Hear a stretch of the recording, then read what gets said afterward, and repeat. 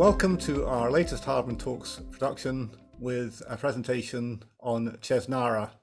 My name is Brian Moretta. I'm the investment analyst who covers Chesnara, and today we're joined by Steve Murray and Dave Rimmington from Chesnara. Hello. What Dave and I are going to cover this morning is the full year 2022 results, some of the more recent strategic developments, and also what you might expect from Chesnara going forward.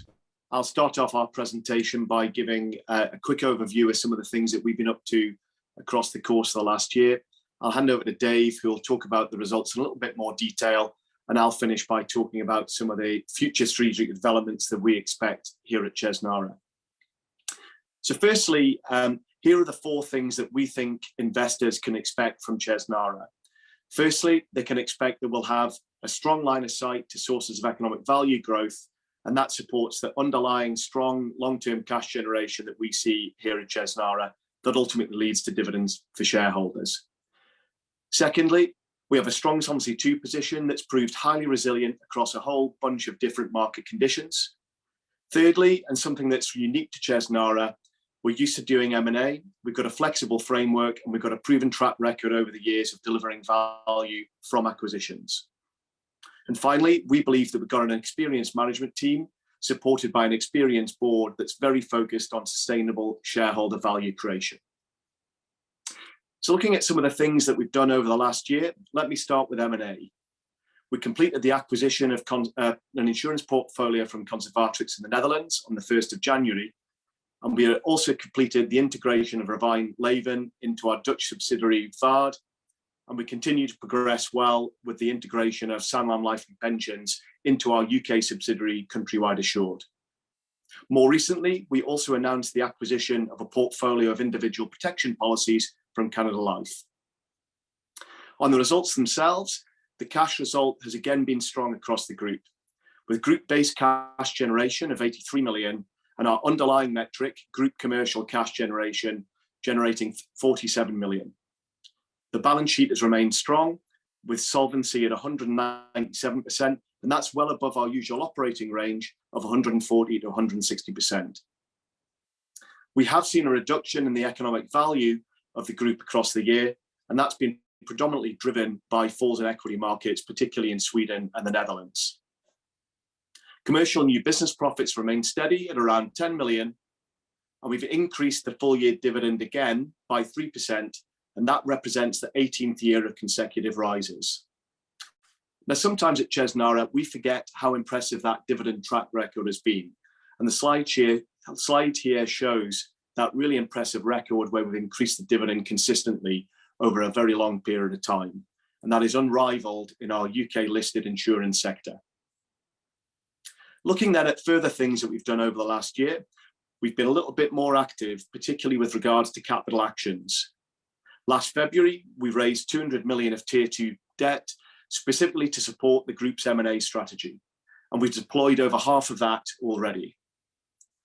We also put in place at the end of the year a foreign exchange hedge to reduce some of the volatility that we see as a result of the assets that we have both in the Netherlands and Sweden.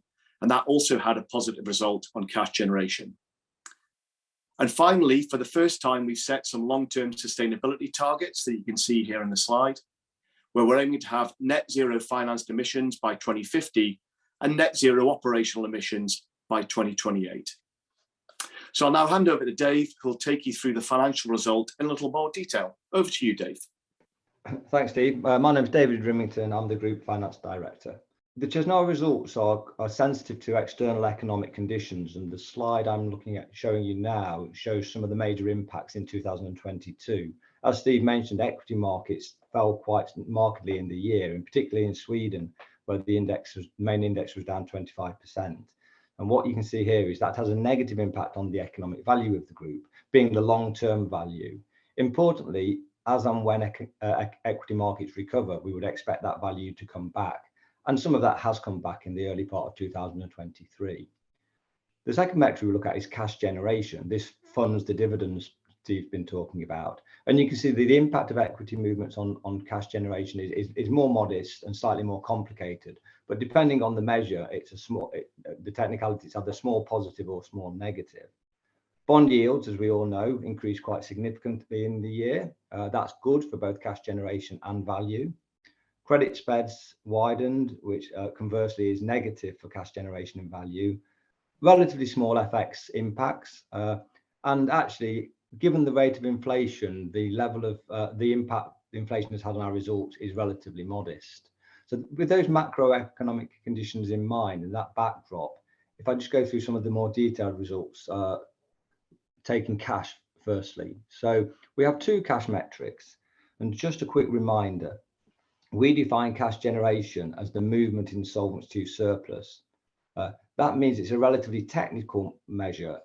So we have two metrics. We have base cash and commercial cash. And commercial cash just strips out some of those more technical components. It's a better view of the underlying performance of the business. So starting with base cash, you can see a strong position, 82.7 million of surplus generation, largely due to the fact the equity market falls have reduced the amount of capital we have to hold. That has enabled significant dividends to be paid by our divisions up to the parent company, and we're expecting over 70 million of dividends in the first half of 2023. The commercial cash, whilst a little lower, is still strong and has benefited from market conditions, but also includes the positive impact of an FX hedge we took out in the year, which created 36 million. That's an example of the management action Steve referred to. So in summary, a very strong cash result in the period, which has enabled us to pay a further dividend increase. Moving on to a more simple interpretation of cash. This is literally effectively the bank balance at the parent company. And you can see a significant increase during the year, largely due to the impact of the Tier 2 debt we raised in the first quarter. And we've utilised much of that Tier 2 debt on the deals Steve spoke about. We ended the year at 108 million, which is very healthy, and we expect that to increase to about 150 million by the half year 2023, largely due to the dividends we are receiving from the divisions. A very strong bank balance and good cash development in the period. This is a slightly longer term view on cash. This is an illustrative slide which shows that we have future line of sight to significant cash. You can see the three purple blocks, which are the core sources of cash, cumulatively create a total bigger than the 5-year future dividend expectation. So we get cash from risk margin and capital reductions. We get real world investment returns over and above the risk-free rates. Obviously, that's not steady, but over time, that's what we expect to be the case. And we can take management actions which largely reduce the capital we need to hold and therefore enable dividends to be paid. So the main message from this slide is that there's a clear and optimistic line of sight to more cash over the next 5 years than we would expect to be paying out in the form of dividends and Tier 2 debt coupon repayments. The final metric we look at, in addition to value and cash generation, is solvency. Clearly, that's an important metric for the financial services, or the life and pension sector rather. And what you can see here is an incredibly stable solvency position over the years.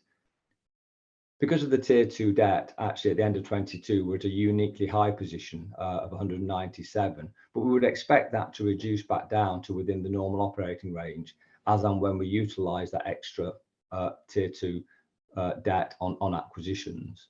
You can actually see on the right of this slide that the deals Steve talked about we completed in the first half of 23 has started to reduce the solvency ratio back down to 182, which is still a very strong position, a very strong foundation upon which we can do further acquisitions.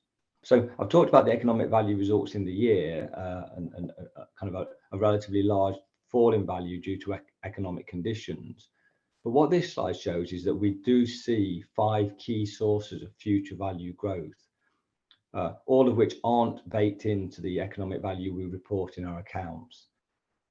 Clearly, when we do deals and we do them at a discount, we create value. So that's the future acquisitions. We do write new business in 2 of our territories and it's profitable. We are always looking for operational synergies and as both in BAU conditions, but also particularly when we do acquisitions, we drive out synergies. We, over time, expect real-world investment returns to be higher than the risk-free rate we assume in our economic value. And finally, as the book runs off in some parts of the business, we can release margin we're holding for risk. All those elements of what we call the Chesnara fan create a very positive outlook in the form of future economic value growth. Yeah, so I think we're now, I'm going to hand back to Steve, who's going to summarise, wrap up, and then we're going to take some questions from Brian. Thanks, Dave. One of the things that we know our investors are interested in is what the future scope for acquisitions might be, the current environment, and just overall how we're seeing the M&A pipeline. So on this slide, what we've tried to do is to show some of the trends that we're seeing in the market. And if I can draw your attention to the graphic on the bottom left, one of the key trends that we're seeing is the number of deals that have been done at 5 billion of liabilities and below. And this is a graphic that we've taken from Fitch. That equates to a deal size, we think, of broadly somewhere around the 100 to 200 million mark when you think about that 5 billion liability level, and shows that a huge amount of the activity in our markets relates to smaller books of business and particularly portfolio transfers. And that's an area where we're strong.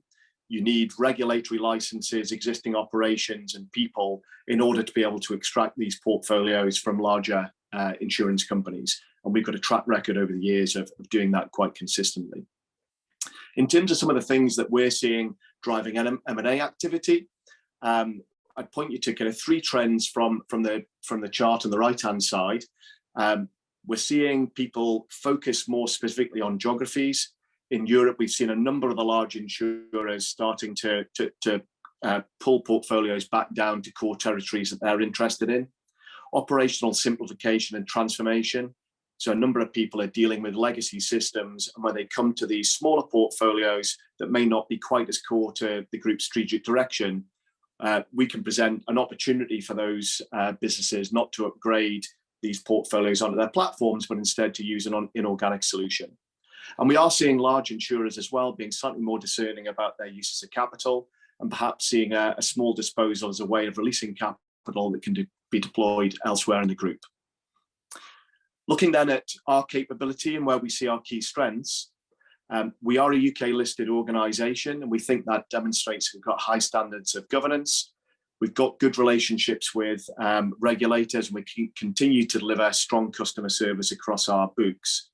And we are in a position that we still have large amounts of cash resources available, as Dave highlighted early on, over 100 million of resources. We also have an RCF facility that we can draw down on before we look at other sources of capital. And we're very open to work in partnership with other organisations as well in M&A. So overall, we're seeing a positive pipeline across a number of our markets, and we think we're well positioned to take advantage of that.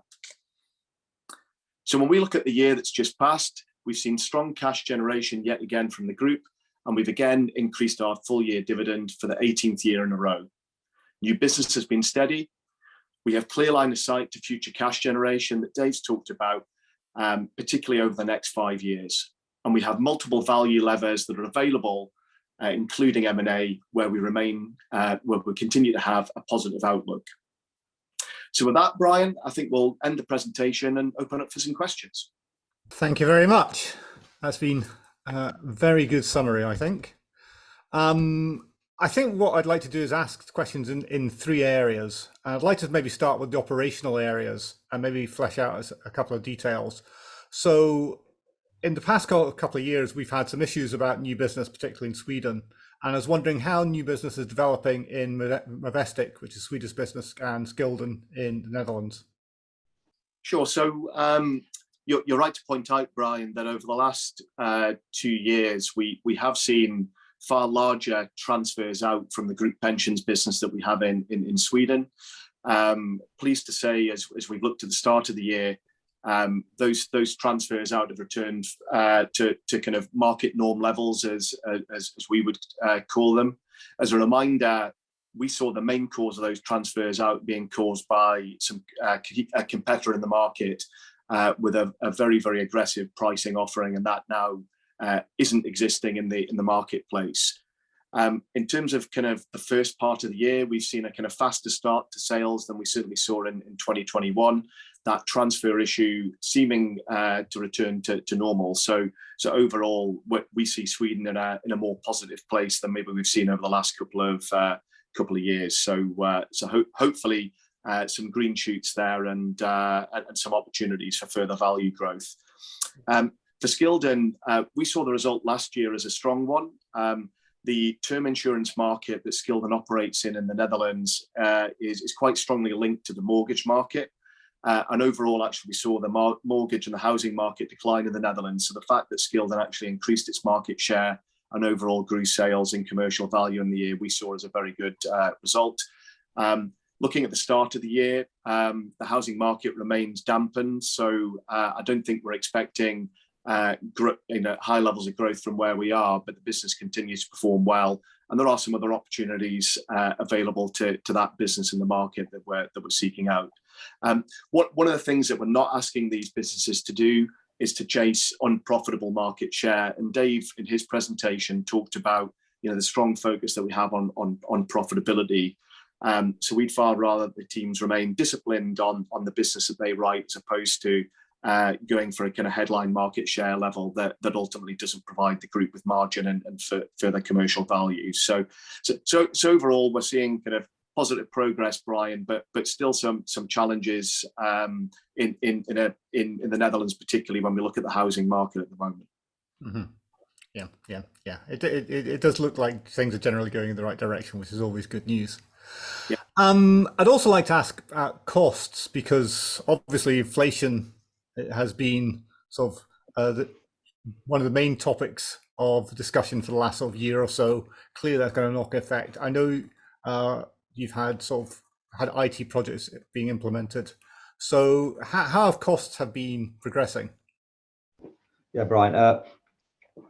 If you look longer term at the group's cost base, and if you adjust for the impact of the deals we've done over that period, the cost base year on year in absolute terms is remarkably stable, actually, which means in real terms the cost base has been gradually reducing, which I think given the operation is particularly lean, especially in group functions, to have reduced that cost base despite all the activity, in spite some of the changes in regulatory pressure the industry has to face all the time. In terms of, I think it's a huge achievement that we've kind of contained stroke reduced the cost base. An example would be in Skilden, where the cost base has been running off over time despite all the new business efforts. And that's largely due to general efficiencies, but also some of the benefits of the investments you referred to.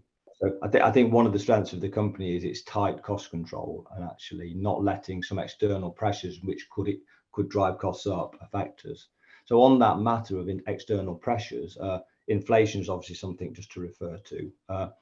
We have in our results provided for the latest round of pay rises we gave staff, which were higher than which included an element for the higher inflationary environment, and we've assumed that the 2023 costs will still be exposed to high inflation. Thereafter, we've assumed that we move to a kind of more long-term inflation rate. So we've got some cover in our closing valuations already, but we haven't been massively hit by inflation as a company. We don't have lots of costs of goods so it is really just our staff costs where we've given, I think, fair pay rises, but we've not let them get out of control. Okay. And recently you announced a partnership with SS&C, which, while you didn't say anything about particular costs, I think presumably the idea is this over time will help to bring costs down. Yeah, so our closing assumptions in our accounts, so 2022, assume some long-term servicing costs. And without quoting numbers, because the market sensitivity, we were aware that there might be some changes. I think in essence, therefore, the SS&C costs are partially baked into our existing value. But generally, we think it's a competitive contract, and therefore the as and when it beds in, we would probably expect the impact to be more positive than negative. So I think there's some upside still to be seen as the S&C contract beds in and we get more confidence about what costs we think bake into future valuations. Okay. I'd like to now turn to cash generation. And you kind of touched this a little bit, but I think one of the key things that investors would need to understand is why cash generation was strong, even though financial markets last year were quite weak. It is that dynamic I touched on briefly, but it is a complicated one because it does sound counterintuitive, doesn't it, Brian? That, you know, markets are down and we've generated more cash. So just a bit of a recap of what we define cash as. So cash generation to us is the movement in Solvency II surplus. And the Solvency II surplus in itself is the difference between the value of the company and the capital we've got to hold. So of course, you can generate cash therefore by two things. You can increase the value of the company, or you can reduce the capital you've got to hold. And both of those widen that surplus. And what happened under the economic conditions we saw in 22 was the capital requirement, so the capital we had to hold, reduce significantly. And that's because of several factors, but in general, the capital calculations are lower when interest rates are higher. Also, we have to hold less capital against equity risk if the value of our equity investments has fallen. And finally, there's a very technical point called the symmetric adjustment, which is a feature of Solvency II, which means that in periods of sharp equity market decline, you can reduce the capital requirement, so how much capital you need to hold. It's like a counter-cyclical balance within the rules. It kind of protects the company from a solvency point of view in falling equity markets. And that alone generated 28 million of cash. So that symmetric adjustment component alone was a big part of the cash result. And that's why you can get periods where the value of the company is falling, albeit temporary, hopefully as equity markets will recover. But in the short term, you can see extra surplus because of the capital dynamic. Excellent. And one of the items in these results was an FX hedge or a new FX hedge, which clearly produced significant cash. Could you maybe just tell us a little bit more about what that is? Yes. So the details of that, it's a zero premium hedge arrangement. So it's not costing us anything in terms of direct premium payments. We are protected significantly against the currency exposure of the value of our overseas divisions when currencies move against us. And I guess the cost of the hedge is the fact that some of the upside we would otherwise have got when exchange rates moved in the right direction for us, it has been given away. So we've basically reduced our exposure, in particular regarding the valuation of our overseas divisions, quite significantly by this zero cost hedge. And that's done nothing for value, but what it has done is mean we are less exposed to that currency risk and therefore can release 28 million of capital requirement. And it's a good example. When we talk about one of our sources of future cash, this is exactly the type of real world example of the type of things we can do. We're not fully hedged, so investors should still be aware we still have a currency exposure. And that can be a positive. But what that does imply, there's more we can do in that area if we wish to do so. Yeah. Okay. I'd like to now turn my attention to M&A. Last year, or I technically into 2023, you completed 3 acquisitions. These take time to integrate. How is that progressing? Yeah, it's progressing well, Brian. We gave a bit of an update to the market, and on the slide here, you can see a little bit of that detail. So Unlife and Pensions, which was the acquisition that we completed in April 2022, coming into the Countrywide Assured UK subsidiary. We've reconfirmed that we expect the value that we announced at the time of that deal will come through. We're on track to complete Part 7 towards the end of this year into early 2024. And we expect once we've completed that Part 7, that should mean that there are some broader synergies available to us as those policies move from the existing Sanlam entity into Countrywide. And what we'll also do at that point is those policies will, as well as moving into the legal entity, we expect those to migrate onto the new target SS&C kind of outsourcing system and contract. So that's another reason why the SS&C strategic partnership's important, because it enables us to remain on track for the integration of Sanlam. Yeah, it's perhaps worth adding for our listeners that the Part 7 transfer is a court process, which in essence these transfers have to have court approval, and that takes a little bit of time because we have to wait on UK courts to complete that. That's right. It's designed to protect those policyholders and ensure that if they are being transferred from one insurance to a company to another, an independent expert has to opine on that transfer, and the court has to formally review that, as well as the relevant regulators looking at that as well. And that does take a considerable amount of time to ensure that protection for policyholders and customers as they transfer. Looking then at the deals that we've done in the Netherlands, you might notice that for both of those deals, when we looked at the economic value coming onto the books from those, both of those economic value amounts have ended up a bit higher than we estimated at the time of announcement. That's obviously a positive from an investor perspective, and the integrations are going well. Rebijn's pretty much fully integrated into VARD, which is our closed book business in the Netherlands, and we've had a real benefit from that Rebijn integration, getting access to another IT platform, which has made the lift out of the conservatrix insurance policies an awful lot easier, because some of those fit on the Rebijn platform, some of those fit onto the VARD platform, but we haven't seen a need to do extensive IT development to fit that book on there. And again, you'll have noticed that there's been a write-up in the value of that conservatrix acquisition as well.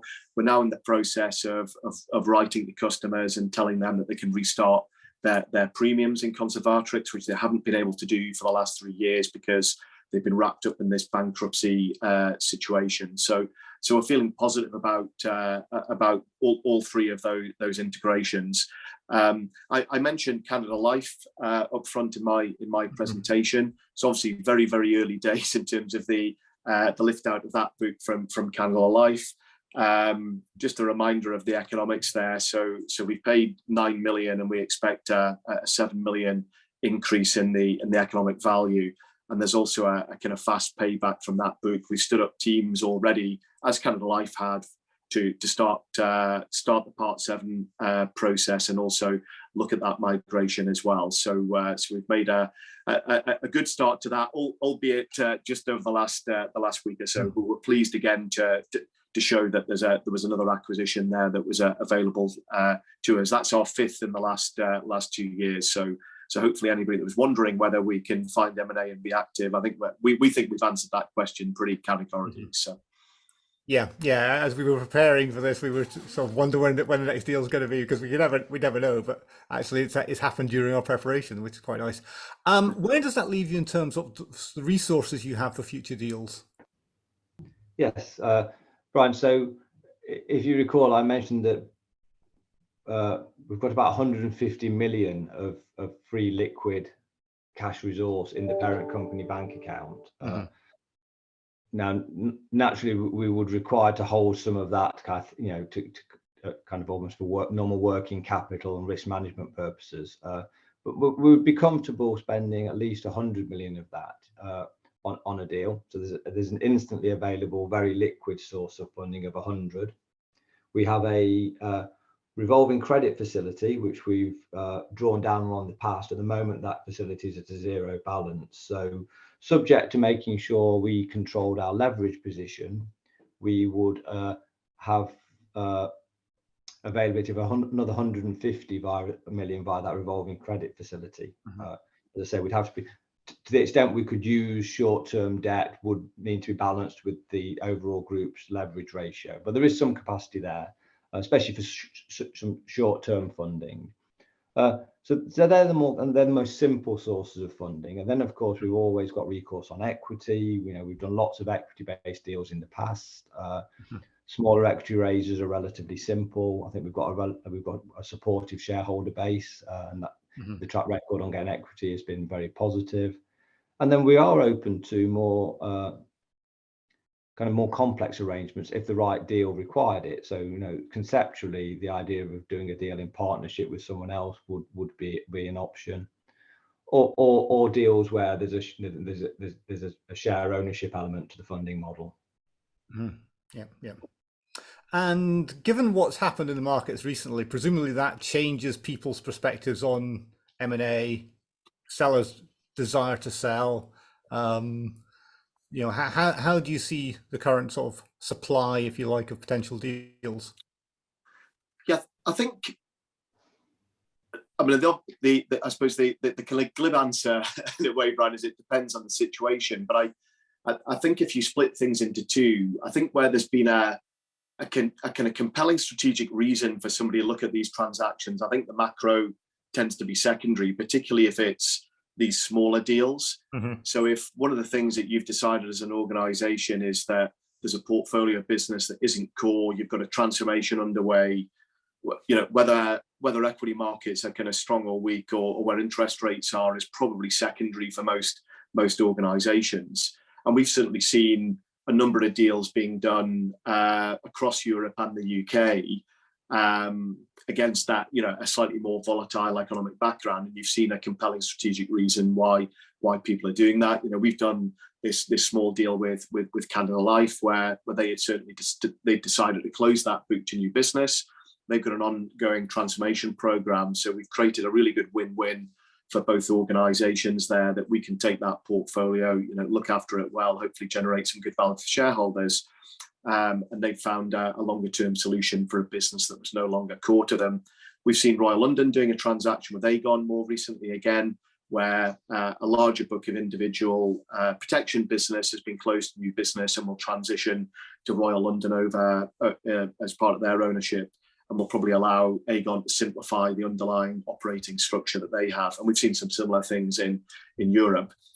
I think where probably the economic environment has a bigger impact is interest rates. So I think what that means is for insurance businesses that are more sensitive to interest rates, particularly if stronger interest rates improve the value, you might see people reaching a tipping point and saying, perhaps now might be a more attractive environment to sell those. If you had the backdrop of very low interest rates for a period of time, it might have been a bit more difficult for people to execute those things. And then probably the other dynamic I suspect that we're seeing is for much larger deals that are more reliant on some of those macro factors as part of the acquisition, we've maybe seen people sitting on their hands a little bit more, just waiting for a more stable macroeconomic environment. So I think we all saw at the first part of 2023, it felt like things were stabilizing a little bit.